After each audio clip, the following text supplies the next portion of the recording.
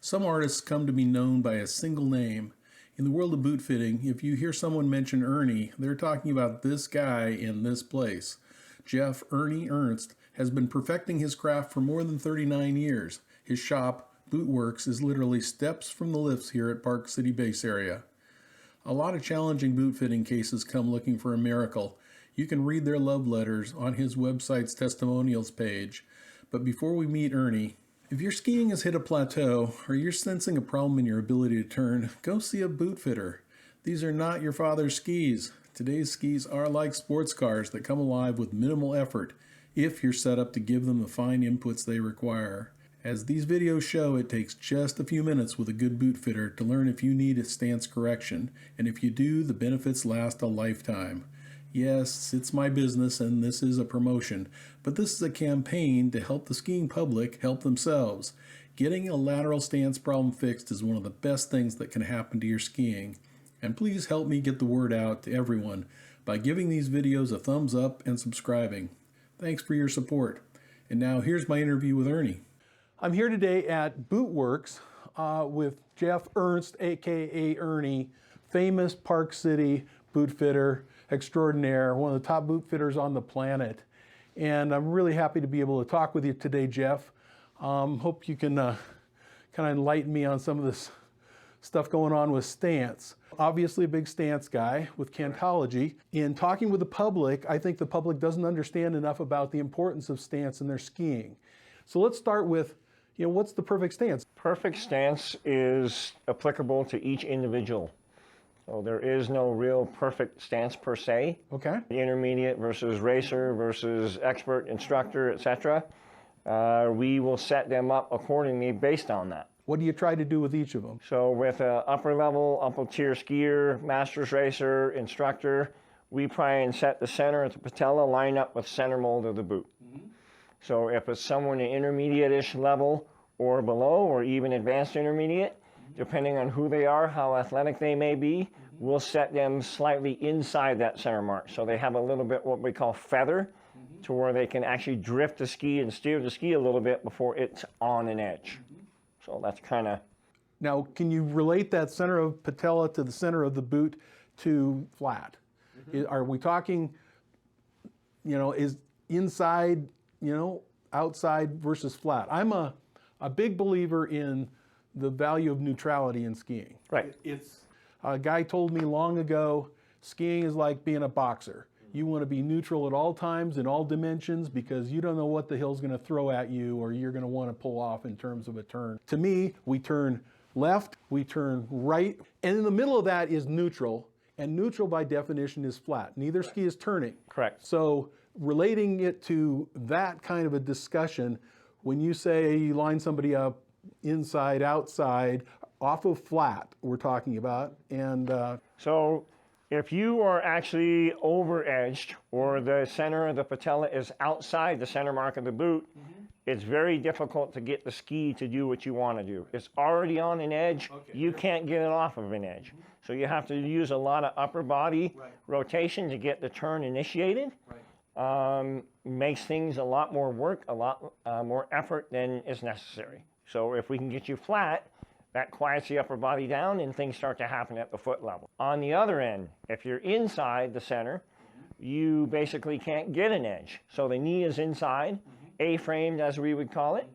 What happens then is the ski has to be way out away from the body for it to engage. So we have a lot of wasted time and energy.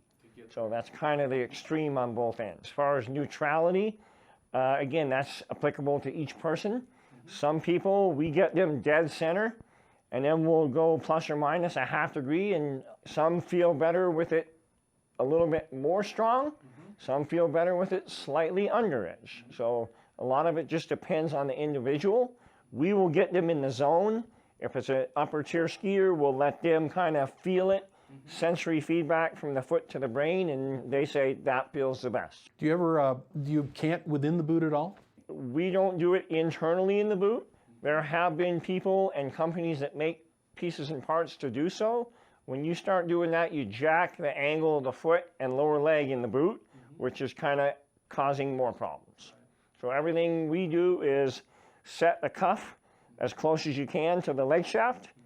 After that, everything is done on the bottom of the boot sole.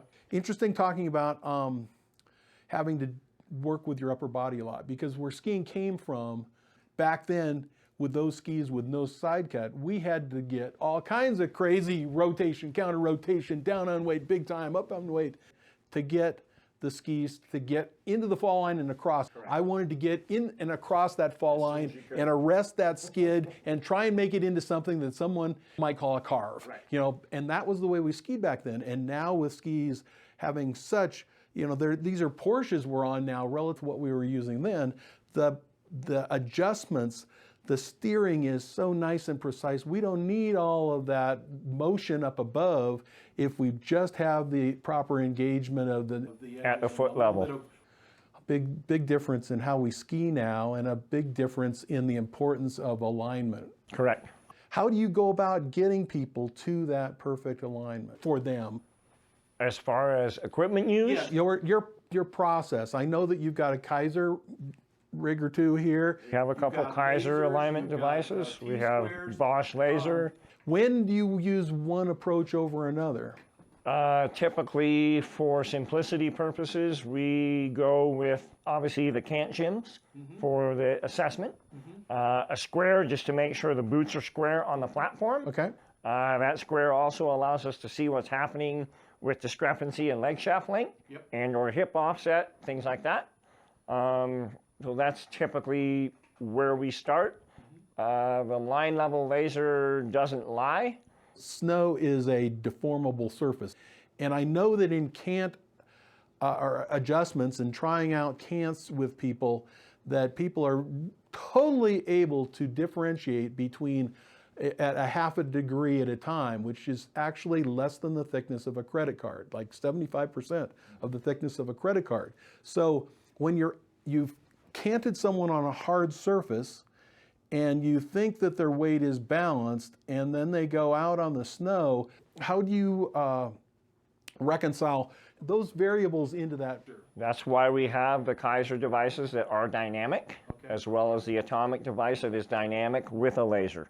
So we have all of those devices that we can use. When do you pull out those big guns? It's not necessarily a big gun. Sometimes it just causes more problems. Just depends on the customer. The severity of the tibial varum in the lower leg has a lot to do with what device you would use. So it's just a lot of it is just again, customer specific. Moving on to the evolution of stance. How do you see it? You've been in here for 39 years. How has the importance of stance changed, and what you consider to be the optimal stance for each person? Has that changed over that time? The importance of stance has changed a lot. One, because folks like you are bringing it out to the public to where they can see it. It has always been a forefront product for us. It's part of our fit equation. A lot of shops don't even address it. Some shops will actually try and force the knee one way or the other with the cuff of the boot. That just exacerbates the problem with alignment or stance. So everything we do, set the cuff as close as possible. Everything after that is on the bottom of the boot. So canting is the adjustment of last resort, I like to call it. It's the last part of the fitting puzzle, correct. Anything else about the evolution of stance? Do you see? Well, with straight skis versus shape skis, that has changed a lot. Instructors, yes. Boots nowadays are more upright in the shaft with less ramp because you're not driving a 215 GS ski with no side cut anymore. Everything is more of a neutral stance with more workability in the foot level rather than the upper body. So which is why we want to make sure the alignment or the stance is proper. Ankle movements within the boot are playing a much greater role now. It used to be, the boot was this cast and everything was knees and hips and so forth. And now we have people doing, skiing with an awful lot more ankle movement within the boot. Correct. Yes. So when we do a boot fit, even if it's a customer with their own boot bringing it in, we want to check to make sure they've got enough medial compartment room for that dynamic biomechanical stance, if you will.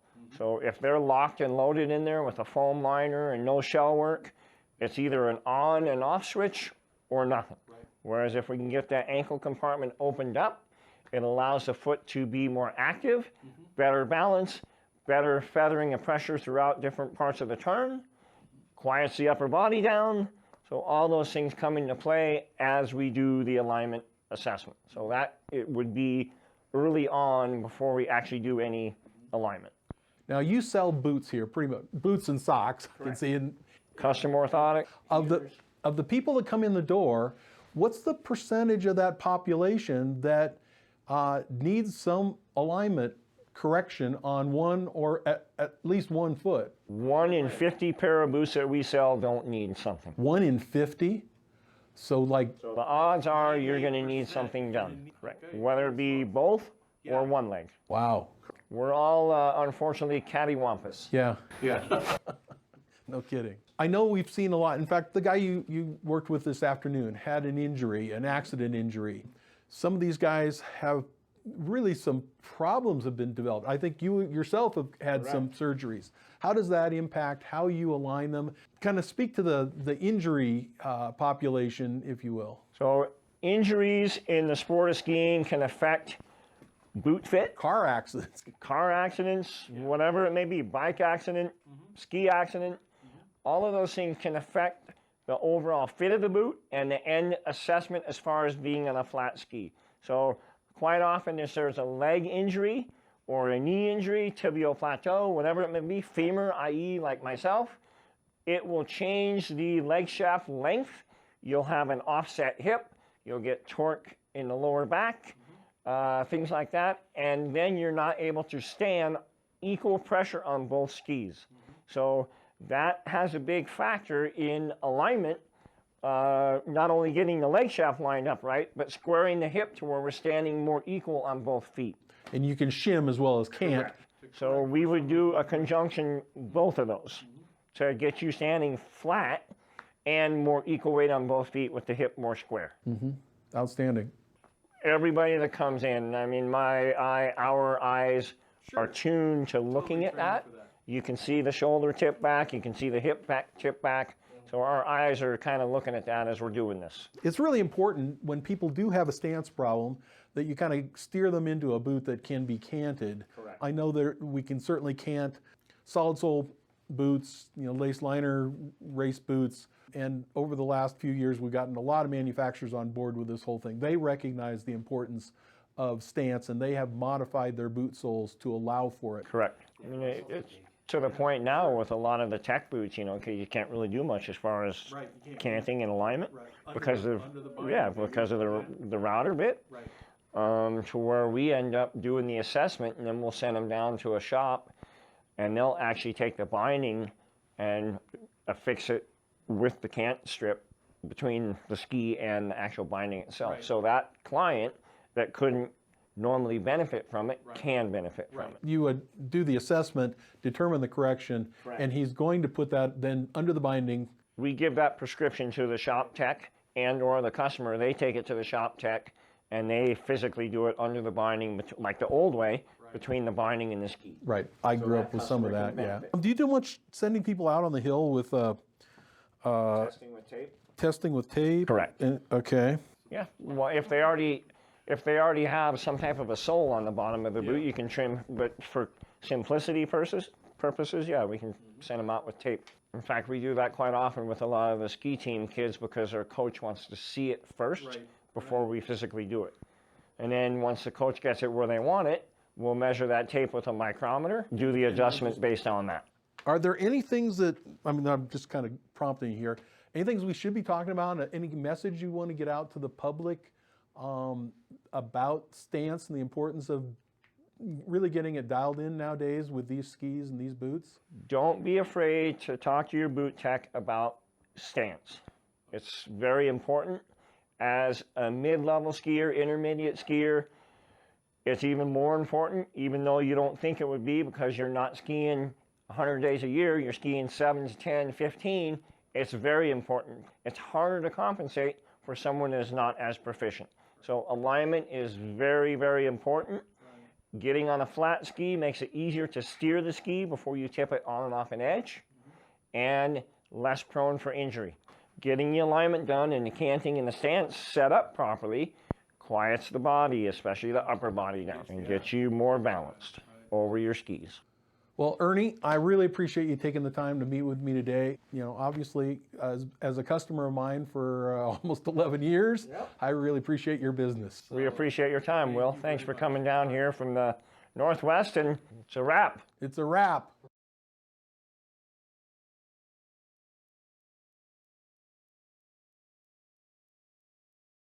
So we heat, as you can tell, the shell in the hot tank. Allows the plastic to heat all the way through, much better than just using a superficial heat gun. Then you don't get the orange peel effect on someone's brand new boot. Yeah. And now we're just stretching the shell to match the foot a little better.